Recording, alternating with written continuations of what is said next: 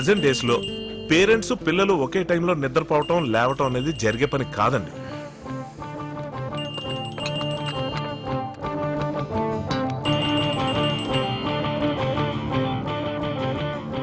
Hello, good morning నానా. Good night అమ్మా.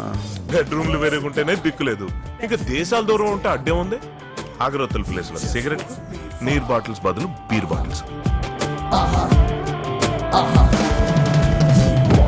Freedom అంటే పడి చచ్చిపోయే పిల్లలు పేరెంట్స్ తో పగలకి రాత్రికి ఉన్నంత డిస్టెన్స్ మెయింటైన్ చేస్తూ ఉంటారు. పేరెంట్స్ ఇండియాలో ఉంటే ఫ్రీడమ్ కోసం ఫారెన్ వెళ్ళాలి, మరి పేరెంట్స్ ఫారెన్ లో ఉంటే ఏమండి కాఫీ? అమ్మా ఐ మిస్సింగ్ అమ్మమ్మ. నాకు అమ్మమ్మని చూడాలని ఉంది. అమ్మమ్మ లాస్ట్ ఇయర్ చనిపోయింది కదరా. అంటే ఐ మీన్ నానమ్మ. నీ నానమ్మ నా చిన్నప్పుడే చనిపోయిందిరా. ఫర్ గాడ్ సేక్, ఇండియాలో ఎవరు బతుకున్నారు చెప్తారా? ఫారిన్ వచ్చేయకుండా ఇండియాలోనే ఉండిపోయిన మన బంధువు అంటే ఒక భారతమాతనే ఉందిరా. ఓ I miss Bharat Mata. I love India. I want to live in India. Finish. ఈ దేశభక్తి సెంటిమెంట్ తో ఇద్దరు పడిపోయారు, రెండు కారణాలతో. ఒకటి నిజం అనుకుని, రెండు నిజం తెలియక.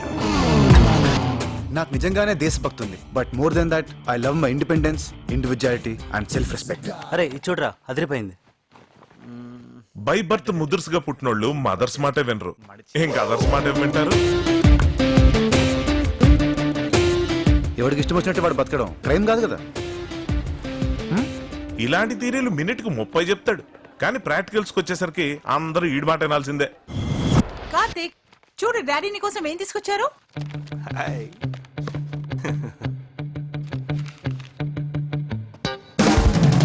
ఛీ! ఏమైంది వీడికి?